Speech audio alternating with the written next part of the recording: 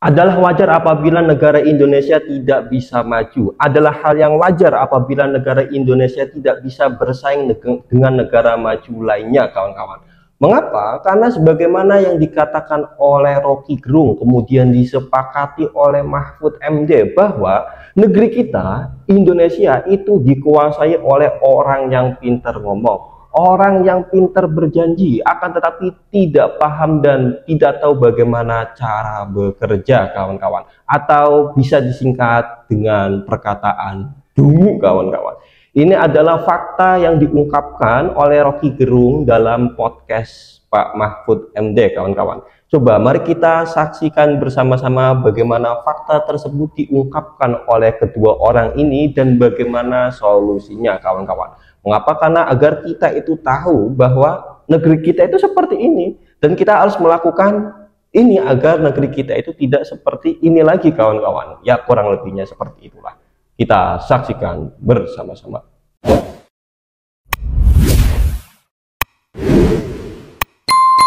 Negeri ini didirikan oleh semacam energi intelektual. Kita tahu para founding parents kita, jangan bilang founding fathers ya, karena ada 5 perempuan di sini. Yeah, parents. Founding person kita itu berdebat untuk menghasilkan ide republik. Jadi dari awal negeri ini dituntun oleh kemampuan intelektual. Yeah. Jadi itu yang saya anggap bahwa kenapa negeri ini genealoginya, political originsnya adalah intelektual. Tiba-tiba sekarang originnya menjadi buzzer. Jadi bagaimana mungkin? Apa yang terjadi sebetulnya? Jadi saya mau kembalikan bring intellectual, bukan bring politics into the intellectual, tapi bring intellectual into the politics. Kembalikan suasana intelektual itu dalam politik. Kenapa? Karena ada dasar sejarah itu tuh, sejarah konstituan. Itu aja, dan simple. Dan nggak mungkin negeri ini terus-menerus diurus oleh kaum demagog. Negeri ini didirikan oleh para pedagog. Sekarang dikuasai oleh kaum demagog. Itu. Dalam teori Pak Mahfud selalu mengatakan itu ya, soal demagog dan segala macam ya. Yang Pak Mahfud selalu mengingatkan setiap momentum pemilu selalu itu menjadi penyakit dari demagog. Menjadi penyakit.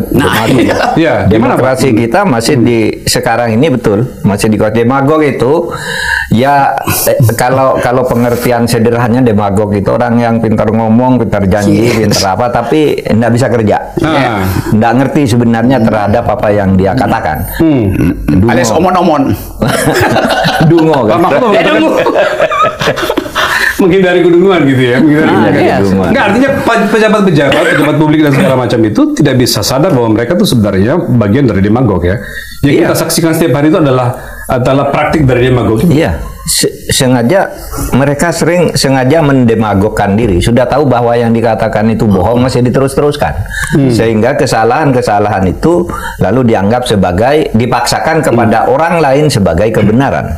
Dan dia tidak mau menerima fakta dan hasil analisis intelektual gitu, ya, gitu. Yang tidak menguntungkan dia secara politik maupun secara ekonomis. Itulah yang banyak. Bung Rocky selalu di berbagai forum selalu saya lihat menyaksikan Rocky selalu menekankan pada apa yang disebut dengan civilian value, Pak. Nah, apakah Bung Rocky Anda mengeluarkan kata-kata atau prinsip yang disebut sebagai civilian value itu sesuatu sebenarnya untuk mengubah kehidupan politik kita sekarang yang begitu banyak tentang kampanye-kampanye dan suara-suara demagog tadi? Betul, kita lihat misalnya hari-hari ini kita baca analis dalam negeri apalagi luar negeri itu mulai mendeteksi bahwa Indonesia sedang masuk dalam jebakan militerisme atau minimal creeping militerisme, militerisme yang merangkak gitu. Lalu orang bilang harusnya kembalikan pada pemimpin sipil. Tetapi Jokowi itu pemimpin sipil, tetapi kultur politiknya militeristik kan. Jadi persoalan kita bukan orang sipilnya, tetapi nilai sipilnya tuh. Jadi yang mesti dalam demokrasi, yang mesti supreme itu bukan orang sipil, tapi nilai sipil. Karena itu yang lebih tepat mengatakan demokrasi artinya kepemimpinan yang berbasis pada the supremacy of civilian value. Bukan civilian people, jadi value-nya itu. Nah, dalam demokrasi orang sipil maupun orang militer harus tunduk pada civilian value. Itu dasarnya tuh. Jadi kita ada di dalam defisit civilian value. Nah, itu yang mesti kita perbaiki. Misalnya coba nih, Pak Prabowo mulai kelihatan sifat militeristiknya. SBY juga militer, tetapi dia civilian. Bahkan SBY itu udah lebih sipil dari orang sipil. Nah, itu yang saya maksud, kenapa civilian value itu yang mesti supreme, bukan orang sipilnya. Jadi nilainya. Dalam podcast tersebut, Rocky Gerung dan Mahfud MD menyampaikan beberapa argumen mengapa negeri kita itu dikuasai oleh orang-orang dungu, kawan-kawan.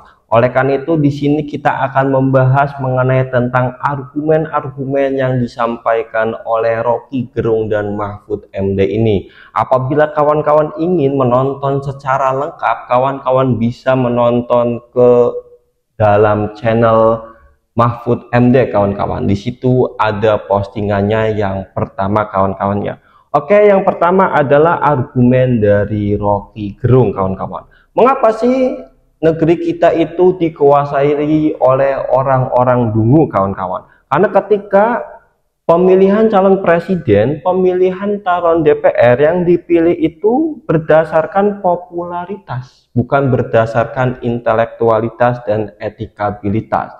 Yang penting adalah pejabat yang kita pilih itu popularitas, mau intelektualitas dan etikabilitasnya itu kurang atau tidak, kawan-kawan.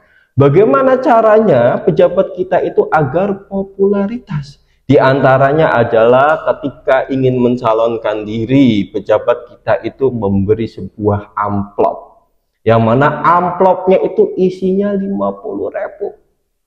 Mending 50.000, kadang isinya 20.000. Ketika menjelang pemilihan, pejabat-pejabat kita itu membagi sembako. Tetapi ketika setelah pemilihan, bagaimana? Apa tujuannya memberi amplop? Apa tujuannya memberi sembako? Agar popularitas, agar pejabat itu diketahui oleh warga. Ketika tahu warganya, mudah untuk dipilih. Terlepas apakah intelektualitas dan etikabilitasnya itu bagus atau tidak. Itu argumen yang disampaikan oleh Rocky Gerung, kawan-kawannya. Kemudian argumen yang disampaikan oleh Pak Mahfud MD adalah manipulasi kebenaran.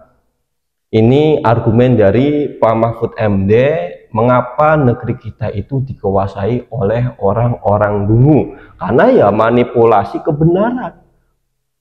Jadi kata Pak Mahfud MD itu, demagogi sering terjadi ketika pejabat sengaja mendemagogkan diri. Demagogi itu ya tadi ya dungu gitu ya.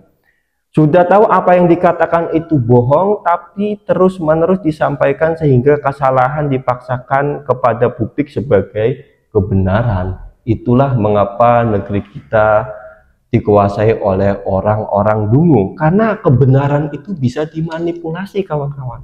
Ketika ada suatu kesalahan, kemudian dimanipulasi, bagaimana caranya kesalahan itu menjadi kebenaran di mata publik. Itu argumen dari Pak Mahfud MD. Kemudian argumen yang selanjutnya adalah hilangnya perdebatan ideologis.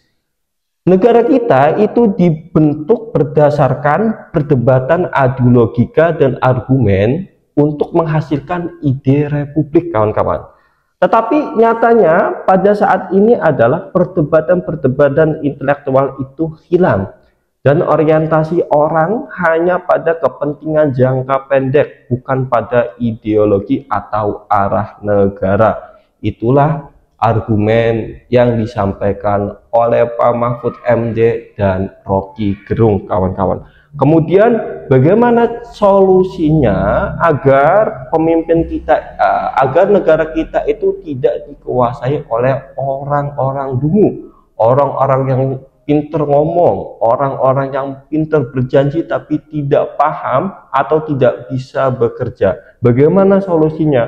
Solusinya adalah mengembalikan suasana intelektual. Ini solusi yang ditawarkan oleh Pak Mahfud MD dan Rocky Gerung dalam podcast tersebut, kawan-kawan. Silahkan cek videonya dan cek penjelasannya dalam podcast tersebut ya. Solusi dari Rocky Gerung adalah pertahanan utama dalam demokrasi adalah rasionalitas dan akal sehat. politik harus kembali pada argumen yang lebih baik. Berarti kan solusinya adalah mengembalikan suasana intelektual. Yang kedua, Rocky Gerung menyerukan kembalikan suasana intelektual itu dalam politik. Menyerukan seperti ini dalam bahasa Inggris ya kawan-kawan. Saya tidak tahu apa bahasa Inggrisnya, bacanya, tetapi intinya seperti itu ya. Dari Pak Mahfud MD itu menghargai suara oposisi karena mengajak kita logis berpikir dan sadar akan apa yang dihadapi. Kehadiran oposisi intelektual di luar maupun di dalam pemerintahan penting untuk memastikan proses deliberatis tetap berjalan. Maksudnya adalah argumen yang solusi yang disampaikan oleh Pak Mahfud MD itu kita harus menerima orang-orang seperti Rocky Gerung. Rocky Gerung adalah orang-orang yang sering mengkritik kebijakan-kebijakan pemerintahan Indonesia.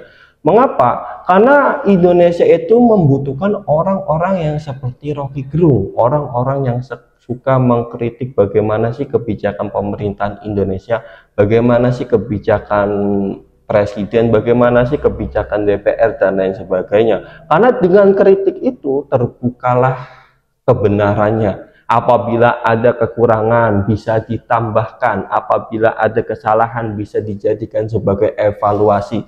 Tetapi bagaimana keadaan saat ini di Indonesia ketika ada orang-orang seperti Rocky Gerung? Apakah diterima dengan lapang dada atau tidak kawan-kawan?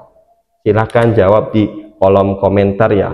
Itulah argumen-argumen yang disampaikan oleh Pak Mahfud MD dan Bung Rocky Gerung yang mengatakan bahwa negeri kita itu dikuasai oleh orang-orang dungu. Dan bagaimana solusinya? Yaitu mengembalikan suasana intelektual dalam Indonesia, kawan-kawan. Mengapa? Karena di Indonesia itu minim intelektual, defisit intelektual. Apabila kita memahami apa yang disampaikan oleh Rocky Gerung dan Mahfud MD ini. Kurang lebihnya mohon maaf dan jangan lupa beri tanggapan kawan-kawan di kolom komentar. Yang belum like, yang belum subscribe, komen, and share. Saya Taufik Hasan pamit mengundurkan diri dan terima kasih.